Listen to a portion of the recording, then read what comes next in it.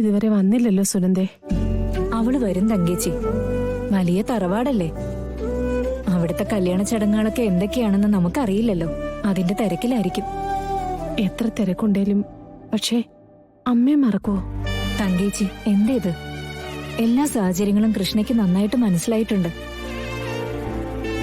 തങ്കേച്ചിയുടെ ആഗ്രഹം പോലെ അവളെ ഏറ്റവും നല്ലൊരു സ്ഥലത്ത് എത്തുകയും ചെയ്തു. എന്നിട്ടും ഇങ്ങനെ പരാതി പറയാന്ന് വെച്ചാ? എന്ത് പരാതി?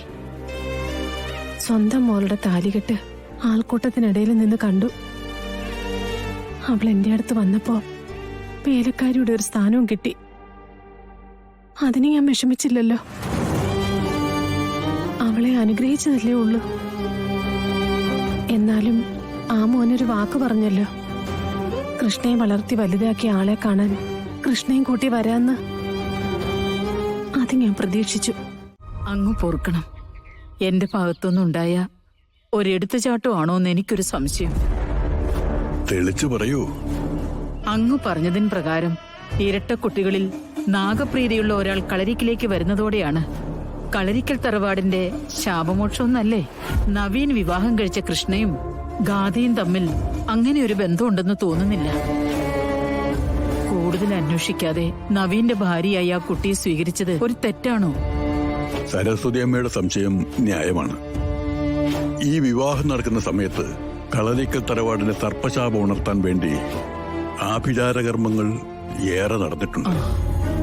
പക്ഷേ എന്നിട്ട് പോലും നാഗദൈവങ്ങൾ ആ കുട്ടിയെ ദംശിച്ചില്ല. ഇപ്പോഴും അവൾ ജീവിച്ചിരിക്കുന്നു എന്നുള്ളത് അവൾ നാഗപ്രീതിയുള്ള കുട്ടിയാണ് എന്നുള്ളതിന്റെ തെളിവാണ്. അപ്പോ ഇനി ശാപം ഫലിക്കില്ലെന്നാണോ? ഒരിക്കലുമല്ല. കളരിക്കൽ തറവാടിന്റെ ചരിത്രം പരിശോധിച്ചാൽ കളരിക്കലേക്ക് വധുവായി വരുന്ന പെൺകുട്ടികൾ എല്ലാവരും തന്നെ 41 ദിവസത്തിനുള്ളിൽ സർപ്പദംശനമേറ്റ് മരിച്ചിട്ടുണ്ട്. അതിന് ഒരപവാദം നന്ദഗോപാലന്റെ ഭാര്യ മാത്രമാണ്, നവീന്റെ അമ്മ. അതിന് സവിശേഷമായൊരു കാരണം കൂടിയുണ്ട്. കശ്യപപത്നിയും നാഗദേവതകളുടെ അമ്മയുമായ കദ്രുവിന്റെ ജന്മനക്ഷത്രം തന്നെയായിരുന്നു നന്ദഗോപാലിന്റെ ആദ്യ ഭാര്യയ്ക്ക്. മരണസമയം നീട്ടിക്കിട്ടാൻ അതാണ് കാരണമായത്. മറ്റാർക്കും അങ്ങനെ ഒരു യോഗം ഉണ്ടായിട്ടില്ല. എല്ലാം അവസാനിച്ചു എന്ന് കരുതിയെടുത്തതെന്ന് കൂടുതൽ പേടിക്കേണ്ട അവസ്ഥയാണെന്നാണോ അങ്ങ് പറയുന്നത്? ഭയം കൊണ്ടൊന്നും നേടാനാവില്ല. ആത്മധൈര്യം ആർജിക്കുന്നതിലൂടെ മാത്രമാണ് മനുഷ്യന് സ്വയം തിരുത്താൻ പറ്റുന്നത്. ഇനിയുള്ള 41 ദിവസം കളരിക്കലേക്ക് വന്ന പെൺകുട്ടി ചില കഠിന വ്രതങ്ങൾ അനുഷ്ഠിക്കേണ്ടതുണ്ട്. ആ കഠിന വ്രതത്തിന് ശേഷം 41 ദിവസം പൂർത്തിയാക്കി 42ാം സൂര്യോദയത്തിലേക്ക് ആള് കടന്നാല് ഉറപ്പിക്കാം, കളരിക്കല ശാപം പൂർണ്ണമായി മാറിയെന്നും വന്നു കയറിയ പെൺകുട്ടി ആ ശാപത്തിൽ നിന്ന് തറവാടിനെ മോചിപ്പിക്കാൻ എത്തിയവളാണെന്നും. പിന്നീട് അങ്ങോട്ട് ഒരു ശക്തിക്കും അവരുടെ ദാമ്പത്യത്തിന് തടയാനാവില്ല. ഒഴുകുന്നൊരു നദി പോലെ അത് ശാന്തമായി മുമ്പോട്ട് പോകും.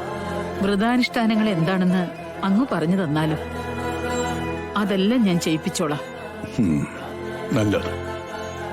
അനുഷ്ഠാനങ്ങൾ നാം പറഞ്ഞുതരാം. ഒപ്പം എല്ലാ ദിവസവും മുടങ്ങാതെ നാം പൂജകളും ചെയ്തുകൊണ്ടിരിക്കാം. കളരിക്കൽ തറവാടിനെ ഈ ശാപത്തിൽ നിന്ന് മോചിപ്പിക്കേണ്ടത്. അതങ്ങനെയല്ലേ വരൂ. ഞാൻ ഇതുവരെ കേട്ട കാര്യങ്ങൾ വെച്ച് നോക്കുകയാണെങ്കിലേ ആദ്യ രാത്രി മണിയറയില് പൊതുവെ എല്ലാവരും വാചാലന്മാരായിരിക്കും. കാരണം മുന്നോട്ടൊഴുകാൻ വേണ്ടി ഒരുപാട് സ്വപ്നങ്ങൾ, അതും എത്രയോ കാലമായിട്ട് കൂട്ടിവെച്ച സ്വപ്നങ്ങൾ കാത്തിരിക്കുന്നുണ്ടാവും. പിന്നെ ഓരോരുത്തർക്കും ഓരോ ഭാഷയായിരിക്കും. പക്ഷേ അതിലേതിലും നോക്കിയാലും കവിത കാണേണ്ടവർക്ക് അതിലൊരു കവിത കണ്ടെത്താൻ പറ്റും. സമ്മതിച്ചു. എന്തായാലും എന്റെ ചെറുക്കൻ ഏറ്റവും നന്നായി സംസാരിക്കുന്നത് ഇപ്പൊ തന്നെയാ. Thank you. ഇനി എന്നും നമ്മൾ രണ്ടുപേർക്കും ഇങ്ങനെ പ്രണയത്തോടെ സംസാരിക്കാൻ കഴിയട്ടെ.